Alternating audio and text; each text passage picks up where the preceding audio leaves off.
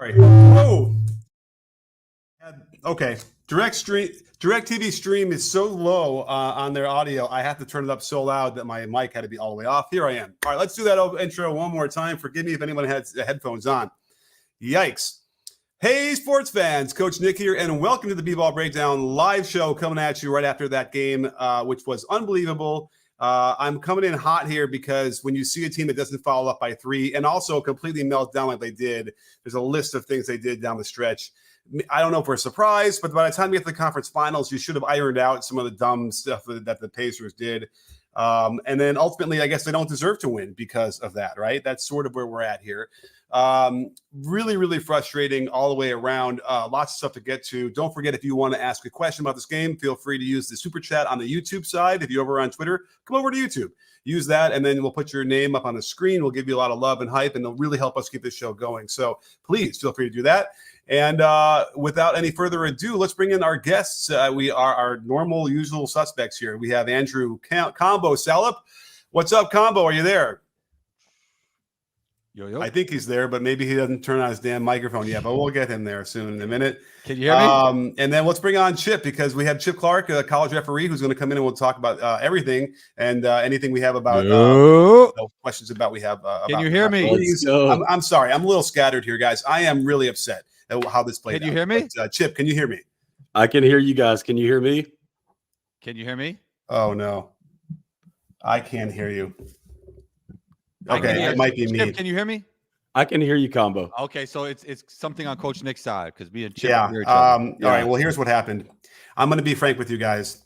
I had my water. It was right next to my soundboard, and I went to pick it up, and literally like 4 drops splashed on it, and I think that must be the answer. So I'm going to find my headphones. I'm going to plug them in. That might help me. Oh, no, because I can barely hear you. So anyway, you guys give me your thoughts right now while I'm plugging this in. I want to hear Chip Combo. You got it first.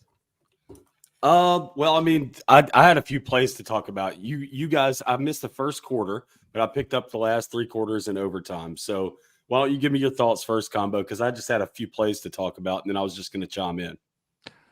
Well, at the end there, I mean, Tatum was looking like Combo was right about Tatum for a while, but then he redeemed himself right at the end there. So he sure did. Yeah. I mean, I felt like it was a big – I don't even know where to start, Chip, to be honest. I don't know where to start. All right, I'm going to start here then, because the elephant in the room is this, and I guarantee you we're going to get into it once Coach Nick gets everything figured out. Yeah, I'm here. Why not foul when you're up by 3 near the end of regulation? I just don't understand Carlisle's infatuation and a refusal to not foul in that situation, especially when there was an opportunity to do so without drawing a three-shot shooting foul. I just don't get it. Yeah. Carlisle I does a lot of things like that, right? Like he definitely goes to the rhythm of his own beat. Well, I'm not even think it's rhythm to his own beat necessarily. I think it's his age. It's funny. I texted this to a friend of mine a month ago where I listed. By the way, Tibbs actually did it finally, but I must have watched a Knicks game a month ago where they didn't follow up by 3. Carlisle, Popovich, guys at age 55, 60 and older, didn't play with the 3-point shot in the sense that we would use the foul like that, and they just haven't. They just refuse to adopt it. It's very strange, and they get snake bit every time. Like, it happens so often that you think that they would do something about it, and they don't. So to see him not, first of all, I tweeted this out. The path that Siakam took was terrible around the inside of the screen, right into the screener. He should be playing on the high side. Let him cut to the basket. You can have Turner somewhere near there, maybe to contest a little bit, but you need to be on the outside of that so you can dissuade any of those threes. And then as soon as Brown rips through to the right waist, it was right there. Just hack him on the wrist before he goes up. I mean, it clearly to me meant that he didn't intend to foul. I don't think. Right? Didn't that look like it to you? Yeah, and that he wasn't instructed to do so either. That's what I meant. Yeah, there was no sense of that. And then, by the way, we know this because Carlisle doesn't foul up by 3. And, you could point to a lot of things. I mean, the fact that Halliburton dribbled the ball out of bounds twice. Yeah, twice. He ended up in Mike Breen's lap. Yeah. Yeah, I mean, at that point, you're like, forget about it, But that's why you have coaching. That's why coaches are there to mitigate certain circumstances where your team might be young and inexperienced, and have brain farts. Foul up by 3, eliminate that stuff. I can't tell you because listen, it was fun. It was a fun game. I enjoyed the underdog. I don't have a fight in this game, but I would like to see. They played great. They deserved to win the game up until the last 8 seconds of the game. Yep. I don't know. I don't know what to make of this. And listen, if they hadn't have, or excuse me, if they had a fouled up by 3 in that situation, we wouldn't have got to hear the Mike Breen bang bang. Yeah, we got a double bang on that one. We got a double bang on it. I was so upset to even hear it. Yeah, you were so mad about that, and it's not that you care who wins; it's that you were upset that they missed that opportunity to foul right there, man. In a situation where they literally had to. If you don't foul there, that's what happens. Let's get to some super chats already. They're flying in here off the shelf, and let's get them. I want to make sure I don't miss anybody here. Let me get them all here. So, guess who has our first super chat? The one and only, the Drew Show, as always, there for us. Thank you so much, Drew. Great to see you. I'll take Rick the Stick Carlisle over Joe Muzu Zhao. I don't know what that is, but okay. To make adjustments in this series and come out on top. Indiana matches up against Boston well. All that, yes, and believe me, it's the. What was hurting them? The Celtics were actually kind of hanging in, right? They weren't really playing amazing in the first half. They were hanging in there. And one of the things they were doing was they actually were running. Here's my take. I'm going to look at the number of stoppages of play where Missoula could then call a play that they have to run like a set. There should have been, or I bet you there'll be more than normal in the first half because they were running real sets. They ran Spain pick and roll. They had some curls. The things they don't run when it's up and down, and they're running like their basic package of motion, which is just 5 out, standing around, and a lot of stagnancy. So they were getting a lot of short rolls and a lot of pick and pops. That was working for them really well. And I feel like in the second half, they kind of went away. Now, how about this? Did you notice that they really weren't offering any support to Tatum or Brown when they had the ball doing their ISO stuff? Did you see that? It's all one-on-one. They let the Pacers let them go one-on-one. I guess that's what they wanted, right? Yeah, they didn't want to compromise. As you said, Coach Nick, we actually talked on the phone a little bit. You said they looked like they're running a little bit more offense, and they might have had a talk that what they were doing against the Cavs wasn't going to cut it against this team. Mm-hmm. Absolutely, and I think we saw that. I mean, listen, Tatum is going to become, get a lot of pats in the back, hit that 3, whatever, but he was not very good at all in this game. And by the way, Twitter was starting to kill him until he hit that 3. Oh, really? I didn't even see that. Well, I mean, he wasn't great. He wasn't good. He wasn't what they needed from him. And he hits that awkward, his motion's awkward anyway, but he can nail those 3s. And they somehow, that was his second shot, right? That 3 he hits at the top of the key was a offensive rebound kick out. Yeah. And so Drew Holiday and Jaylen Brown were huge, though. Jaylen Brown's actually, you know what? We haven't been talking enough about Jaylen Brown, but he's had a really nice playoffs so far.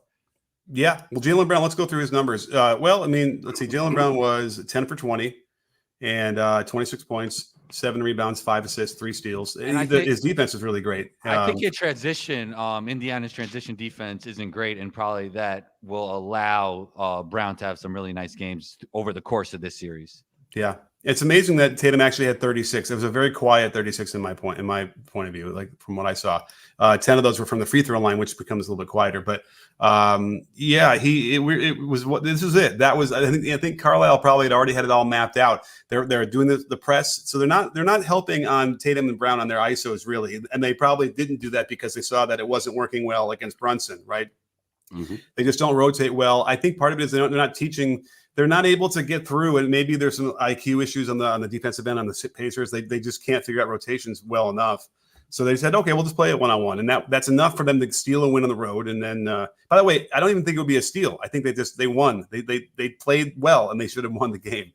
Well, and I mean that goes back to your point you've been making all along. Is like even though their team defensive numbers haven't been that great throughout the regular season and even the playoffs, they have a roster that's got some individual defensive performers they're good, that are able to match up ones with the Tatums and the Browns. I mean, Brown had a night, but I mean, Tatum didn't. So I mean, like that's kind of a risk they were willing to take, I believe, and it worked for him for the longest time. Absolutely. Well, let's get to Daniel Cini, another friend of the breakdown. Great to see you out there, Daniel, over in Australia. His comment is, "This is a joke. More teams in FIBA try to foul up three than in the NBA, and intentionally fouling isn't even allowed in FIBA. Just a joke. And, he's right. And I imagine at this point, as we're speaking, Carlisle is probably being interviewed. I'm like, I'll check right now. It's Jaylen Brown right now, but they're going to ask him. They better ask him because Lord knows I'm the guy who's been shouting at this for so long. Everybody knows about it. And it has to be the first question. It has to be the first question that's asked. I would imagine. I'm trying to think of like who's the beat writer from Indiana who'd be out there. I seriously want to text or DM him right now and tell him to make sure they do. Tony East. Okay, I'm sure someone's going to ask him it, and they better, and he better be held accountable. And I'm sure by the way, here's the thing. Let's say he did tell him to do that, and Siakam just didn't do it. He probably won't say that. He's not going to admit that in a press conference. No, there has been a coach in my adult brain. I can remember somebody saying that, like half throwing him under the bus, saying, we did tell them we wanted to foul, and they didn't. I'm sure it happened a lot, actually, more than you would think. Yeah, but like a coach actually saying it, coach gets really upset and just those players on the bus. We told them, goddamn it, and they didn't listen. So, and by the way, Siakam was not good up until the fourth quarter. Then he started hitting those middies at the free throw line. He looked better, but he was indecisive. He was throwing the ball away on some terrible turnovers and not finishing well. And a few times he had Horford and passed it out. Like I thought he should have attacked in those situations. Yeah, and his decision making was not good. I'm starting to wonder. Like, did we bring it up before about Siakam where he's rated? Yeah, I think I'm higher on him than you. Yeah, you are. Well, yeah, I don't exactly know where he's rated. It might be a little bit overrated, but there might still be like a b-ball IQ thing going on that I'm sort of sensing and picking up. Just decision stuff doesn't seem best. How about the out of bounds play where they threw it to him and it went out of bounds off of him? Now, Chip, you looked at that play. It was definitely off of Siakam, right? When they gave it to the Celtics. Do you know the play I'm talking about, the out of bounds in the backcourt? Yes. Okay, because that's why Siakam actually tried to save it. Because typically you see the guy, let it go, and it's off. Yeah, it was absolutely off of him last. Yeah, in my opinion, yeah. I there's no proof to overturn that for sure. So yeah, it definitely went off him last. Combo, if you were inbounding the ball there, how would you have thrown that pass? Can you picture it? Give me the situation again. So the first two choices were not open because they didn't really set good screens. So Siakam from half court starts to cut toward the other person's basket, left to right, and Nembhard throws it to him. It gets tipped by Siakam, and then it goes out of bounds off of Siakam. And that was there couldn't have been more than 30 seconds left, whenever that was, right? Can you picture that in your head, Combo? Were you watching that part? Not really. No. Okay. Can't picture it. The answer is a bounce pass. Oh, bounce pass. You know what? Here's Carlisle. Let me see if I can do this real quick. Should we do this? Let's see. Yeah, sure. Let's see if I can present this as a window. Where is that window? Will YouTube take us down? It's really. I'm trying to think if I can do it. Maybe I'll just do the audio. Let me do the audio so we can hear it. How about that? Just the audio. That'll do it. Perfect. Well, let me find it here. Where is my DirecTV Chrome tab? Here it is. So if I do this, where am I? And then I go, let's turn this here. His facial expressions are telling us. All right. Wait, you don't hear it? No. Oh, that's right, because I muted it. Even. How's that? We did a lot of good things that we need to continue to do. All right, can you hear it? All right, let me go back real quick. I'm just curious. Let's see if we can do this. Free throw or two. All right. Yeah, we can hear it. Here he comes. I love the way our guys fought in this game. This loss is totally on me. With 10 seconds in regulation, we should have just taken the timeout, advanced the ball, and found a way to get it in and made a free throw or two and ended the game. But it didn't happen, and we made some other mistakes. So, okay, what he's saying there is he should have called timeout, advanced the ball to half court on that one I just mentioned to you, Combo, where he threw the ball away. So that I forgot about that. Yeah, they could have even just called the timeout there instead of forcing it in. But let's hear if someone's going to answer. But our guys just need to concentrate on fighting the way they fought in this game from start to finish, and we'll be back Thursday. Rick, what to you was the root cause of your turnover issues tonight? 21, I think, was the name.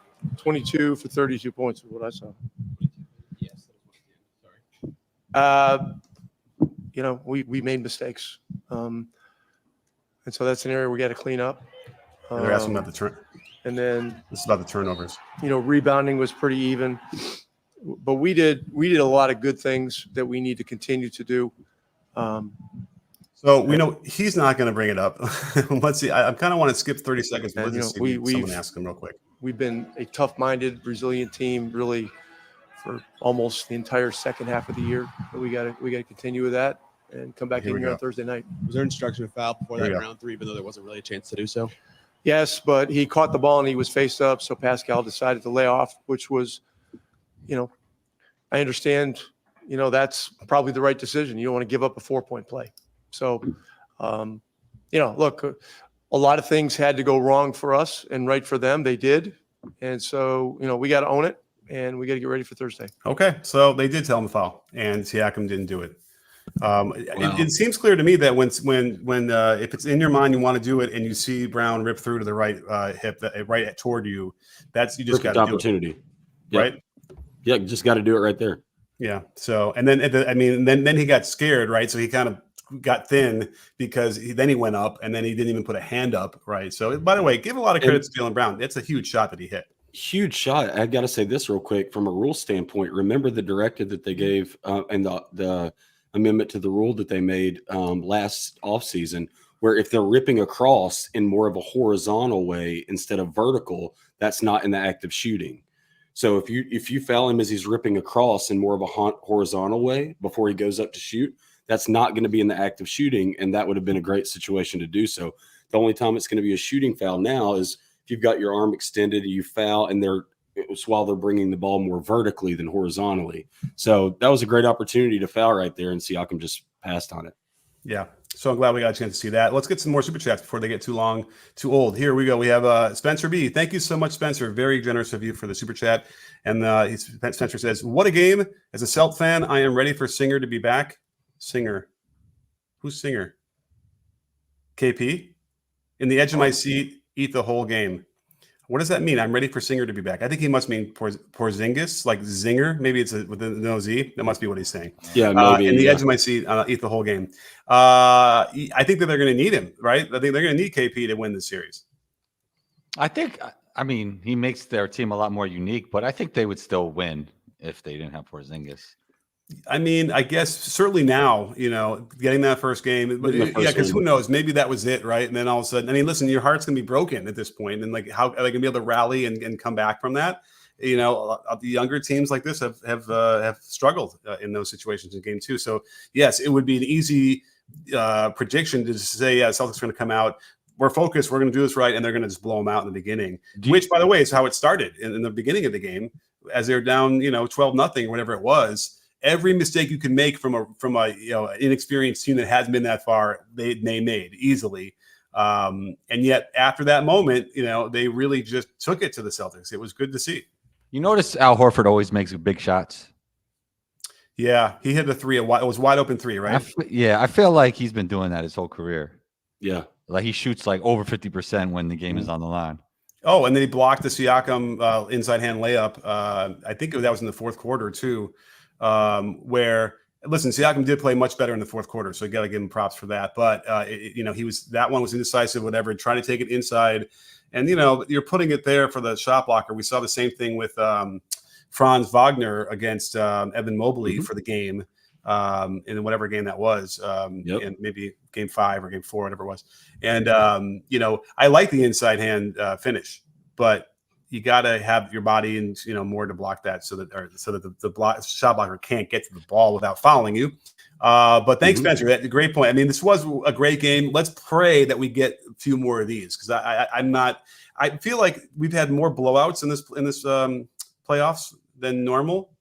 Does that feel right? I feel like someone had said there was like 8 or 9 of them or something like that. Yeah, I think so. I mean, 4 of them were in we had 4 blowouts in the Nuggets Wolves series. Alone. So, I mean, yeah, there's been a lot more blowouts, it seems, in this particular playoffs. Hopefully we get some more like this. Well, let's go to the Pioneer. Thank you so much to the Pioneer. Really generous. Really appreciate this. It really helps us keep this show going. And they ask, Coach, be honest. Do the Celtics even run plays? It all seems like pick and roll and hope for a switch to go one-on-one or dive into the rim and kick it out to the 3-point line. Absolutely. And they don't skip the ball enough from my point of view. They don't get the ball moving side to side. But like I mentioned earlier in the show, there had to have been more than normal stoppages in action where Missoula could be calling out a set, because they did run a little bit more than I'm used to seeing from at least from the Cleveland series. But it does devolve into that, and it's, you have two guys who can do it in Brown and Tatum, but it certainly makes your job a lot harder. And as you get, they're kind of lucky. Well, I don't even know if they're lucky, because here's the thing we talked about ad nauseum, and I really maybe I'll study it for this video for next video, is to figure out why the Pacers can have 5 or 6 really good plus defenders on their team and not be a good defensive team. Combo, are you shocked by that? Yeah, I think I told you. I think it's the push pace. Right, but let's go through that again. When you're talking about Nembhard, McConnell, Siakam, Turner, and Nesmith, those are 5 really good defenders, like at least above average in my book. They can't put it all together. They don't sort of rotate. I don't know exactly what it is. I'm going to have to finally once and for all put my defensive hat on and study that. I love Halliburton's game, but he's not a great defender. He's always so. Is that it? He's kind of like if you attack his hip, it's over. Oh yeah, he is not. He's not a good defender, and he, although he had a couple of amazing steals, by the way. Yeah. He has great feel for the game. I always correlated like feel on defense with feel from offense. Like being a good team defender is usually players that are good passers are good team defenders, and he's kind of got a little bit of that feel. But just like in terms of one-on-one defense, he's a turnstile. And then to finish off on the Pioneers question, yes, like they just don't run offense. They're trying to out-talent you, and it'll probably work. It might feeling a little empty, right? But at some point when you have guys like Tatum and Brown that break down the defense, and then by the way, Derek White, saves them. It's interesting you mentioned Derek White, because somebody said he's not talking about Derek White. Get this bum out of the Olympic Games. He's not talking about Derek White there, but I do think Derek White should be on the Olympic team. Actually, I think he'd be a good glue guy. They need a couple of those guys. Yeah, they got only stars. I think he'd be a good role guy for them. Yeah. We'll have to find out which of the stars is going to play like the glue guy, because they all can do that, but were they willing to? Can they? Yeah, I mean, listen, you're that good, you can do any role. That's like Kevin. Imagine it's just will they? Like Kevin Durant and LeBron, glue guys. I guess LeBron. Durant might be the guy. He might end up being the glue guy, kind of make the passes, get the ball rolling. I don't know. He did that when Russ went down. Doesn't LeBron feel he has more glue guy because of the passing than and ability? Maybe it will be LeBron. Maybe it will be. Yeah, I can see that. Although I don't know. I don't know if he'll take that role either, because that role is you don't get a lot of glory doing that. All right, we have Chris who's going to join us. Always nice to see Chris out there. What's going on, Chris? Hey, what's going on, guys? Hey, all right. Thanks for staying up late with us. Let me get to a couple more super chats, because we're getting we have a couple here that we want to get to before they get too stale. Here's Pookie. Pookie, thank you so much. This is a really generous super chat, and again, I really thank you. And let's get to your question. How did the Celtics seemingly fly under the radar all year with this roster? Who could really match up with them in a 7-game series with a healthy Porzingis? This team is stacked, but doesn't get much media coverage. I agree. I don't know if I did one. Maybe I did one Celtics video all season long. They rolled, and it was like it just wasn't an interesting storyline for me, I suppose. I'm not even sure. Guys, does anybody have an interesting answer why the rest of the media hasn't covered them? They're a boring team. Aha. They're a boring team. Yeah, the most of the media coverage this year, I'd probably say, consisted of just kind of like how the Cowboys are in football. It's just the Lakers, Phoenix, Clippers when they're playing bad. Yeah, it's just really the LA teams and the Knicks. I think Knicks got some coverage. Warriors. The Warriors downfall, every 2 weeks when they would have like a 5-game winning streak or a 5-game losing streak. What's wrong with Steph? Steph needs help. All that stuff. So It's really the LA teams or the California teams that got most of the coverage. And by the way, I agree. I don't know if a lot of my Celtics videos in the past have done that well either, in the terms of I know that the fan bases are really rabid and energized, but like they don't always sort of have such a huge influence across the NBA Twitter and all that stuff too. It's interesting to me. So that might, if I'm feeling that way, maybe like ESPN and those guys also feel the same way, but I think they should be, trying to crown Jason Tatum as the next great American player. It looks like they've moved on to Anthony Edwards. I think Austin Rivers was talking about like if he wins the title, he could walk around and say he's the face of the league, but I don't really see it. Yeah, I mean, they got to get out of the conference finals first, and I guess the first 6 minutes of Game 2 were going to be really key for me to see how the Pacers are going to respond to that, because that is rough, and and Carlisle did say some of the good stuff out there as far as but like they're going to have to adjust a couple things here. They got to figure out a better rotation. I mean, here's the thing: maybe Carlisle has just figured they cannot handle rotations well enough. Like even with Halliburton, he got a couple of great steals. He almost like juked the guy out, like faked his rotation, then stole a pass that was over the middle. But there was 1-3 in the corner, in the left corner, where it was a pick and pop, and he kind of ran to, I think it was Horford, and then left his man, and then there was no one to back him up, and then they passed right to the corner for maybe a Derek White 3, I think it was something like that, and it's just like that's just. Carlisle might be looking at that going, like, we just can't get it right. We're in our 95th game of the year, and they're still screwing this up. So we're just going to have to hope we can outscore them. Halliburton got backdoored a few times tonight as well. Yes, he did. And here's the thing, because he led the league in steals, right? No, I thought SGA did. Yeah, I think it's SGA. Although we'll have to check that. I thought Halliburton averaged like something like 2 steals a game, or it was good, which is great. Like if he can give you. If Halliburton can give you 4 good plays on defense, like make plays on defense, like a couple steals and a block or whatever, that's about all you need, because he's going to fill the box score up on the other end. But he didn't do that enough tonight. I thought he needed a couple. By the way, he needed one more play, right, and that'd be the game. Yep. Chip, we got to talk about the challenge call in the first minute of the game, first 30 seconds. Okay. It didn't come back to bite the Celtics in the butt, but it could have, right? Like they ended up, they used, at least they had one, right? They used one. They used that one. Did they use another one after that? One. Yeah, they used it later. Was it in overtime, Chris? In overtime. Mm-hmm. Oh, right. Yep. At the very end, right? Like, why not? Like, as a throwaway. Yeah, but I was thinking about it because, they were able to, wipe off the 2 points that the Indiana Pacers had gotten on a goaltend call, which was not, it was a bad call. First of all, Chip, is that is the slot official in the middle the one who's supposed to call that goaltend on the fast break situation? Like it's the off ball outside official.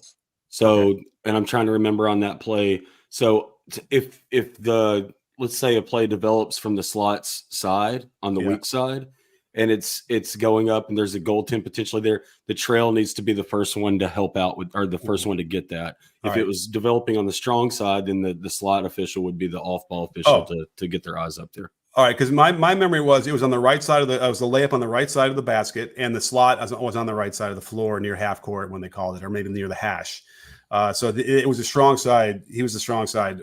He was the strong side. So yeah, you'd like to see the off ball official help out with that, but it's not that they can't make that call. It's just that there's a system for a reason, right? So they challenge it, and they realize he got it way before it hit the backboard. Which, by the way, the trail probably had the only thing was it was fast break. It's tough. They might have been 70 feet away, and just I can't tell at that point. Yeah, in transition though, all bets are off. You need, like, even the lead can peek up there, not peek up there. The lead is instructed to look up there and help out with that as well in transition. So, but back to the point of the challenge, I know you had discussed it online, like on social media, on Twitter and stuff, but I know there's some people that disagree with your take, and your take was the same as mine, in which it was, in my opinion, that's not a challenge you want to do that early in the game.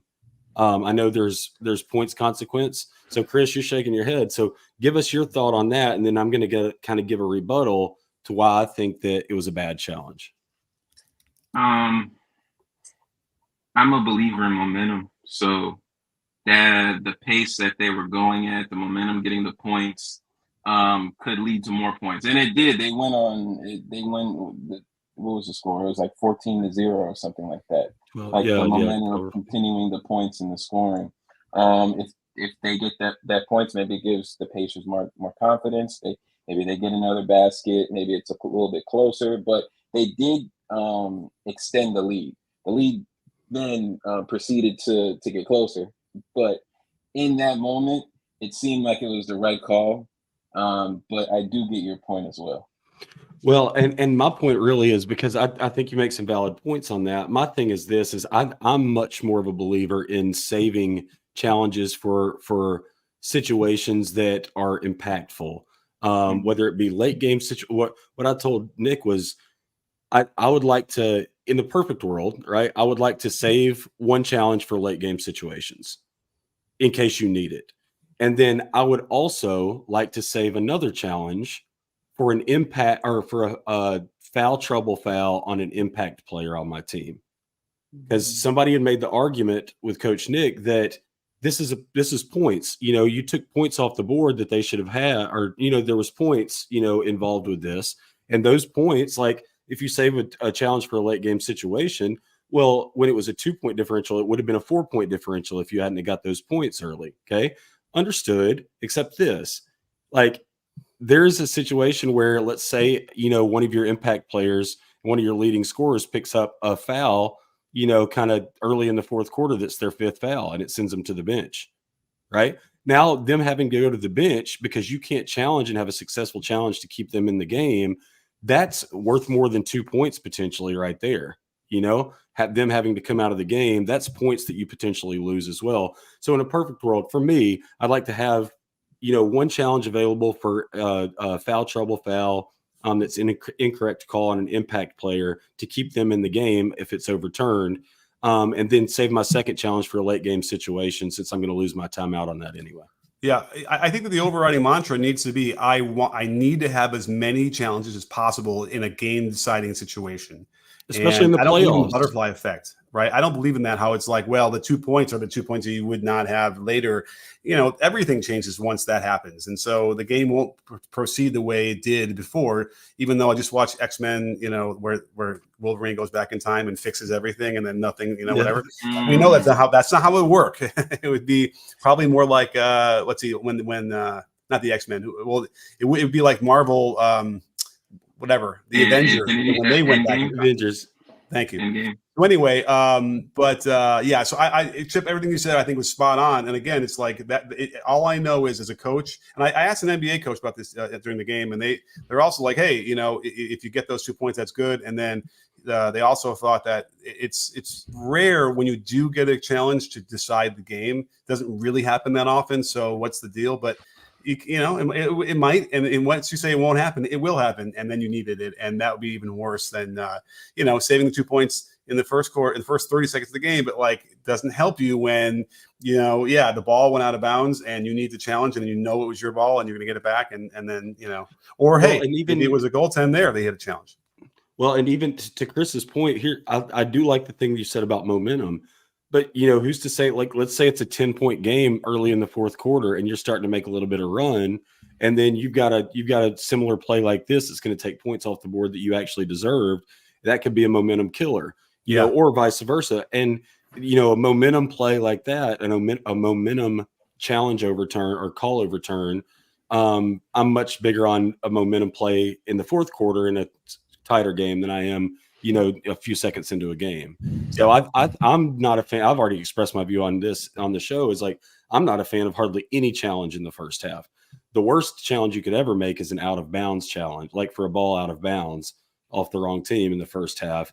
If there's points involved, I understand it a little bit more, but I still am on the side of saving your challenges for when you might need them, or for impact or fouls on impact players.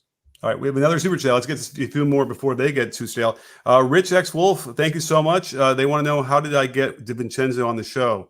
I don't remember interviewing DiVincenzo, but maybe I have. And I suppose the answer for any of the NBA players is generally I just, I get a credential to the games and I go and I pull them aside, or they already know me and they say, hey, and then we do it. So that's generally how I get it done. And it's easier now these days because, I mean, heck, they were probably 13 or 14 years old, watching YouTube, trying to be a baller back then, and they would have seen my videos. So it's a lot easier for me to kind of just sort of, back in the day when I first started this, I had to explain who I was. I had to bring somebody who had the biggest camera imaginable and this like special looking mic with the mic flag on it. Like, I had to look like I was from, the network, because they wouldn't let me in the door if I didn't look like that.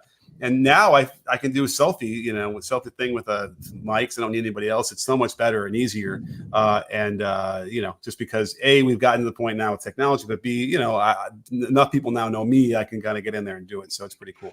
Hey, Nick, I think people are saying in the comments that comment right there is about combo.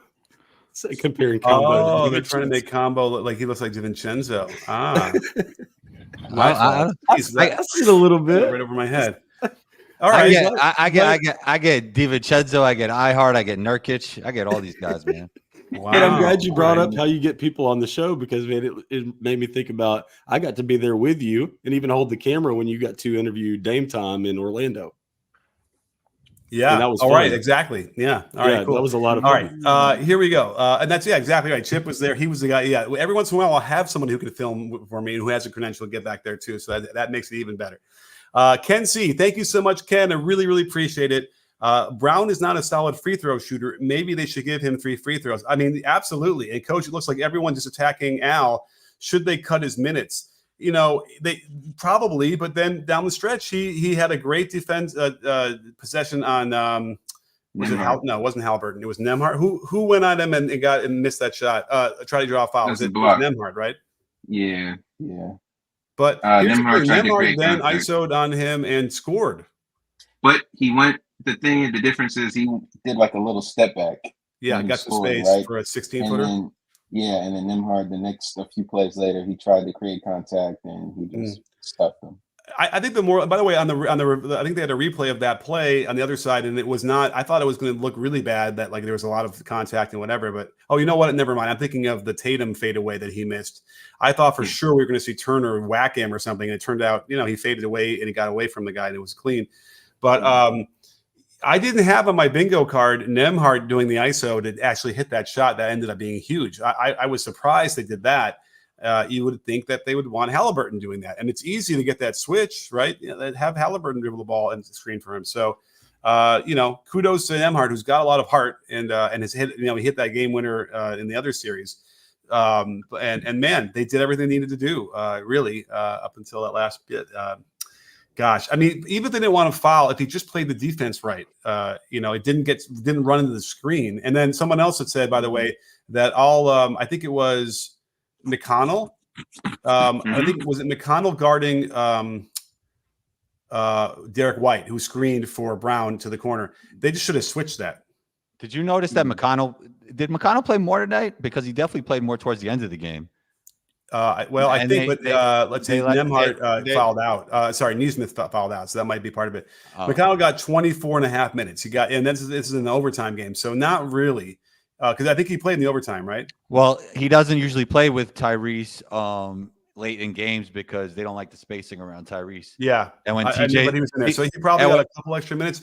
If he played it all in the OT, which I think he did, then almost no, because he's only averaging the 20. So if he got a couple in overtime, it's maybe got an extra minute and a half there. It's confounding because the game doesn't really start until McConnell checks in. That's what I said. I think the reason they do it is because McConnell's best when he has the ball, and when he plays off the ball, there's no gravity, and they gotta find a way to get him 25 minutes anyway. Even still, I don't know how, but they got to. You don't think that compromises his defense if he's playing more? I mean, compromises their defense if he plays that much? TJ McConnell?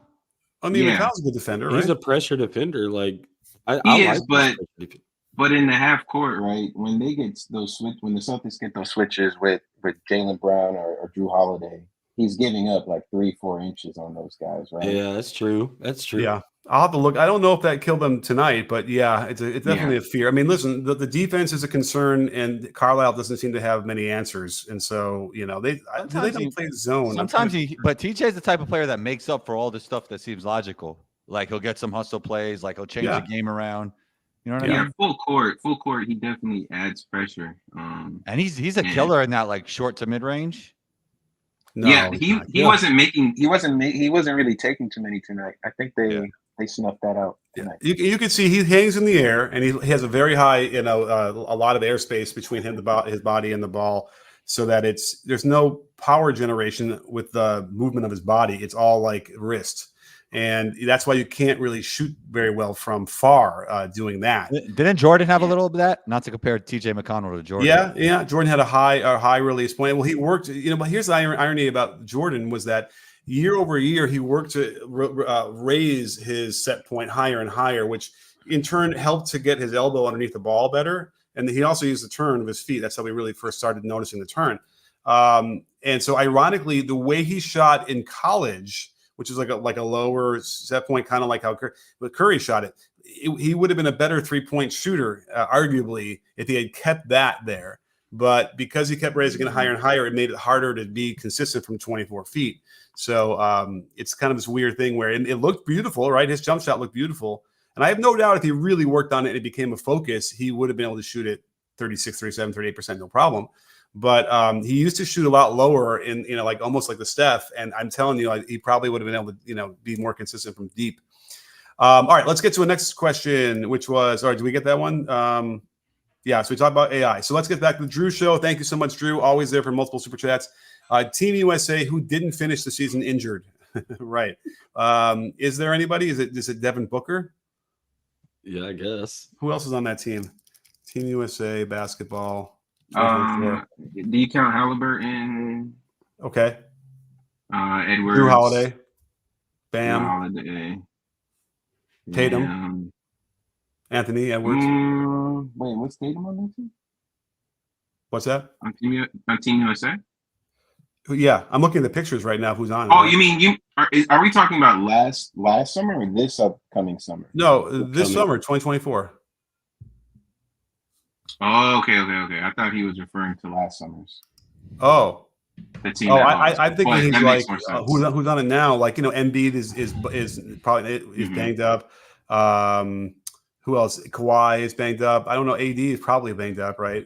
No, AD's healthy. AD's healthy. He is? All right. Yeah. Then you got KD. I think KD was fine. So they have, they got guys, but they're gonna have to replace Kawhi, right?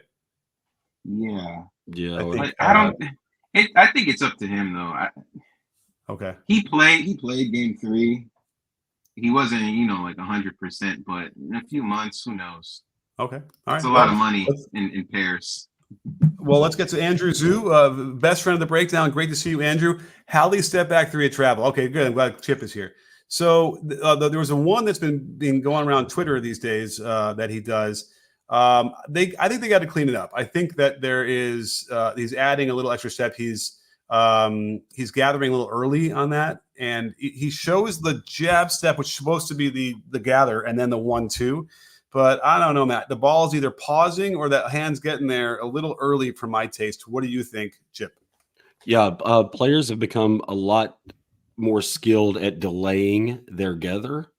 However, on a couple of the Halliburton plays that we've seen floating around, the one that was at the top of the key in their last game, and there was another one from that last game, their closeout game against New York, that was a slot 3 that he attempted, and both of those were travels because he gathered the ball too early and did a double step back. So they're throwing that extra little step in before they land 1-2, land with that, staggered step. So if they're showing if they're gathering the ball on right, and then they're throwing that little cross like left step in there, it's just a little quick step, and then boom, boom. That's 3 steps after the gather. And that's technically a travel. So yes, I agree. That one needs to be cleaned up. That has actually specifically been addressed in the NBA video rule book and points of education videos about that little double step back move where they throw that extra step in there before the staggered landing to lift to shoot.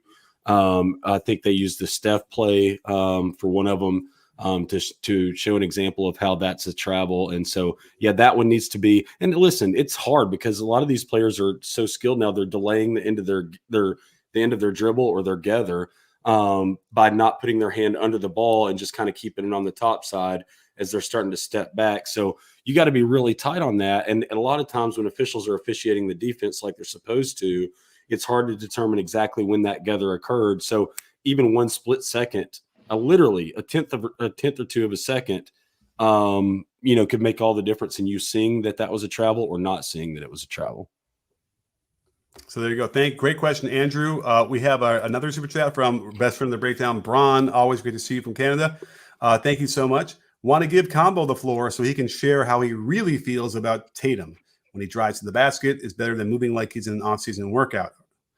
What do you think, Combo? Yeah, off-season workout are the right words because he plays like he's a skill development robot. He doesn't really read the game. He hunts tough shots. He kind of just looks like he's doing drills against cones and not really playing with the feel that I love players to play with. Yeah, I really don't like his game, but he is extremely talented.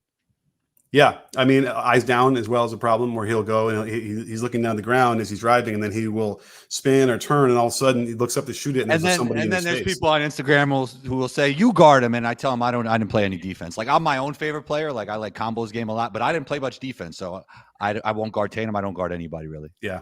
Yeah.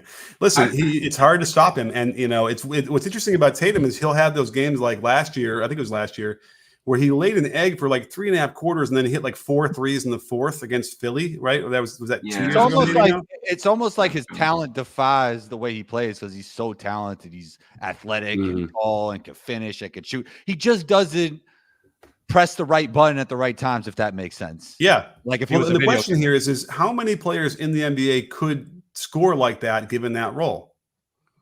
That is true too. But I mean, he is on a winning team that had like historic numbers this year, right? Yeah. Maybe there might be the answer could be 10 or whatever it is. I think there's a lot of players on bad teams that could average 25, 30. Probably. Yeah, like he got that role, because he's a little awkward and it's a little bit, some of the shots, and it's not surprising to me sometimes when he gets in those ruts where he doesn't score and shoots poorly.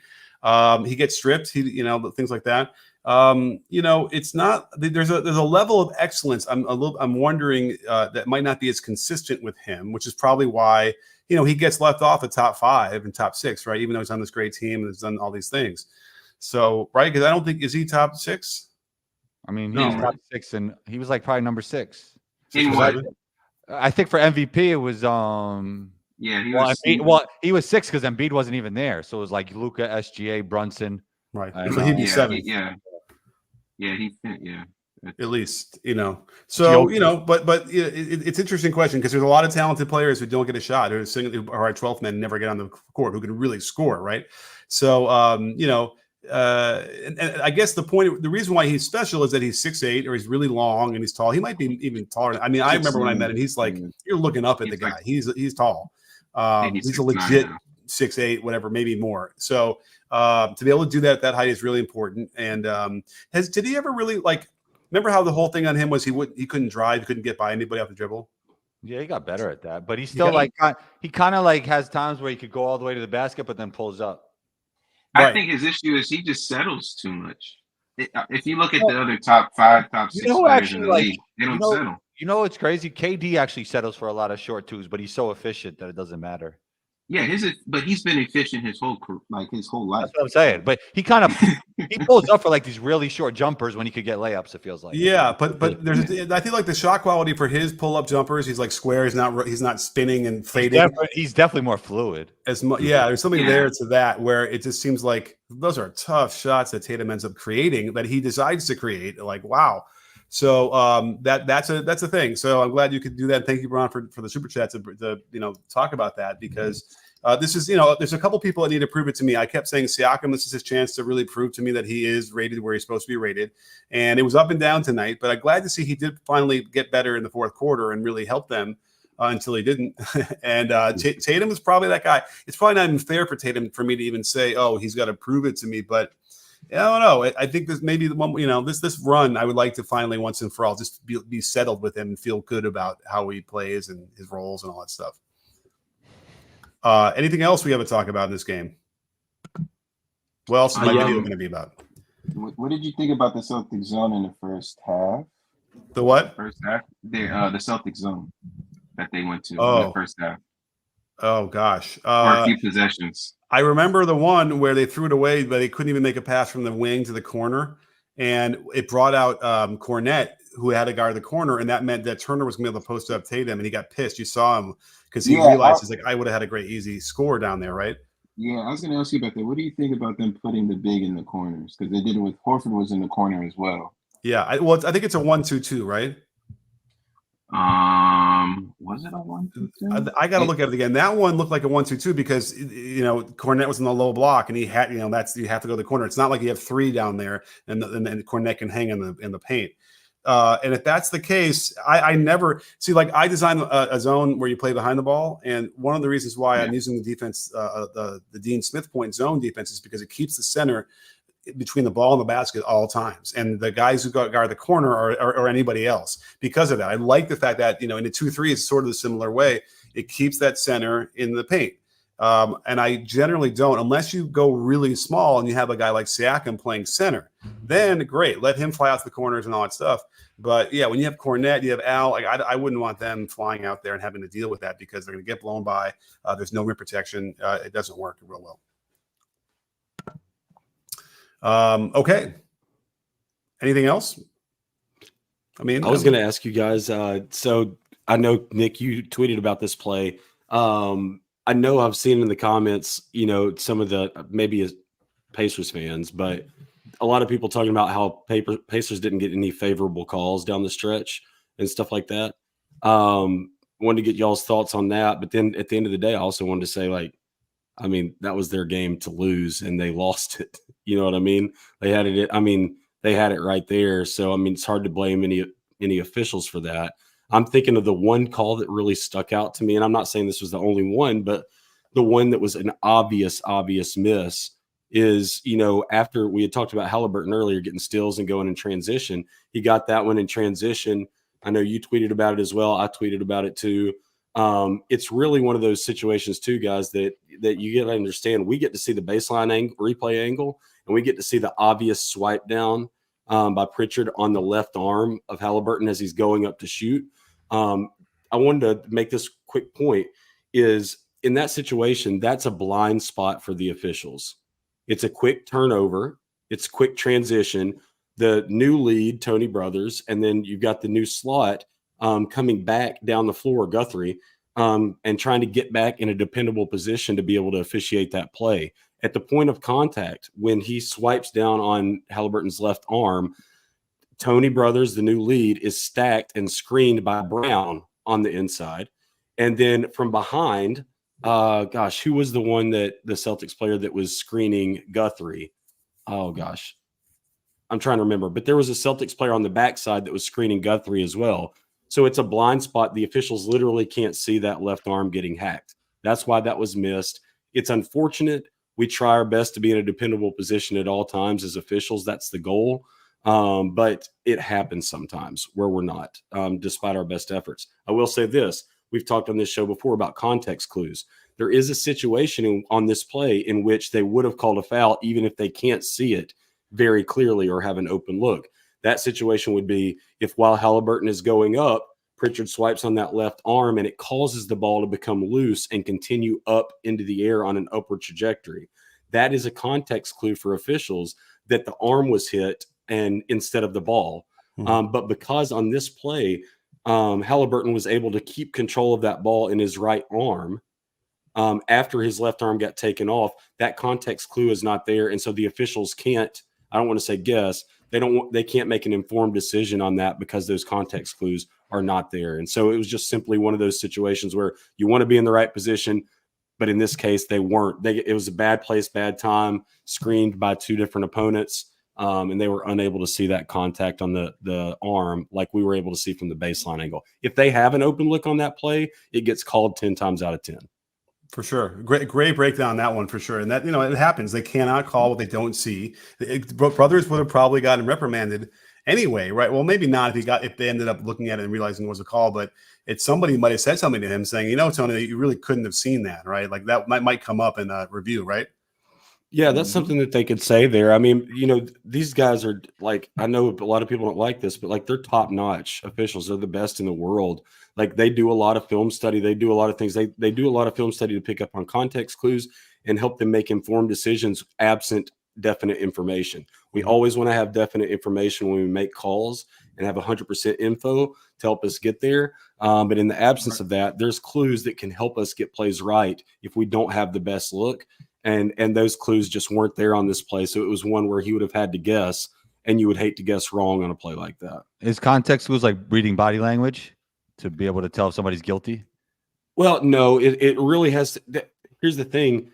You could if somebody goes, oh, like they know they just got or if they put their hand back, like when they put their hand in the cookie jar and then they I'm sure if that's considered a context clue or not. I mean, that could influence a ref. Yeah, like the context clue I just brought up about the ball. Like when a player swipes down while the offensive player is bringing the ball upward, and a defender swipes down at the ball, when they hit the ball, if they hit the ball goes down. If they hit the arm, the ball goes up. If they hit part hand, part ball, sometimes the ball squirts forward. So I could make calls on those plays at a pretty high clip, even if I couldn't see the exact point of contact. Yeah. Because we study so much film and we see context clues. But in this case, Halliburton continued to control that ball in his right arm, in his right hand, and that context clue was not there to be able to make an educated decision. Chip, what was the call? We were arguing in the text message a week ago about the one where it's coming at us, and it was a contact with the hand, which is part of the ball. And I was like, I don't know, it kind of felt like it was hitting the wrist, because what I saw was the context clue would have been as he swipes, the elbow goes up, which means the hand is being held down, and then I think the ball kind of went straight and didn't go up. Whatever. So your clue would have been like it was clean because the ball didn't, whatever. But my clue was his elbow goes up so high because the hand was being held down. But ultimately, you were saying like it doesn't matter because the hand is part of the ball.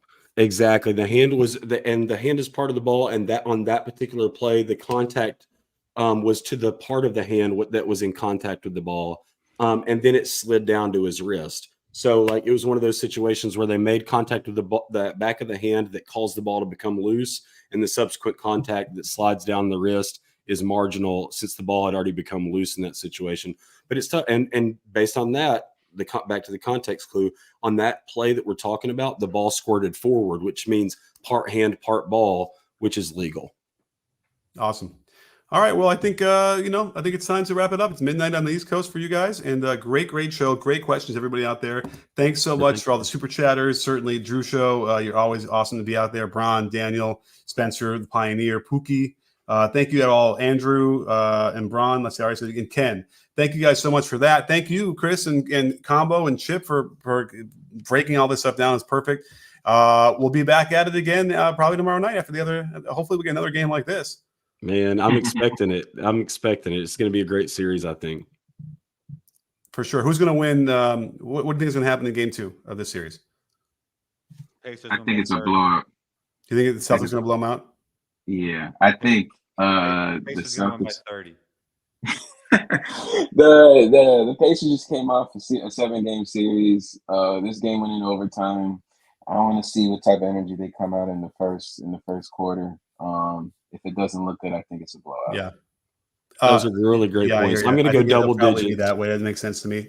Oh, hey, Adam out there. Good to see you. Anybody out there who's a sound person? Am I screwed here? Tiny bit of water. They'll probably. I can't barely hear. Is that it? I have to replace it. It's expensive, man. So is that it, or do I let it dry out? Maybe. Anybody have any feelings on that? They'll probably advise you. Comments real quick. They'll probably advise you not to pour water on your equipment. I know it was and I never have it close to my stuff because for that reason. And I just hit it. I wasn't looking. I don't know.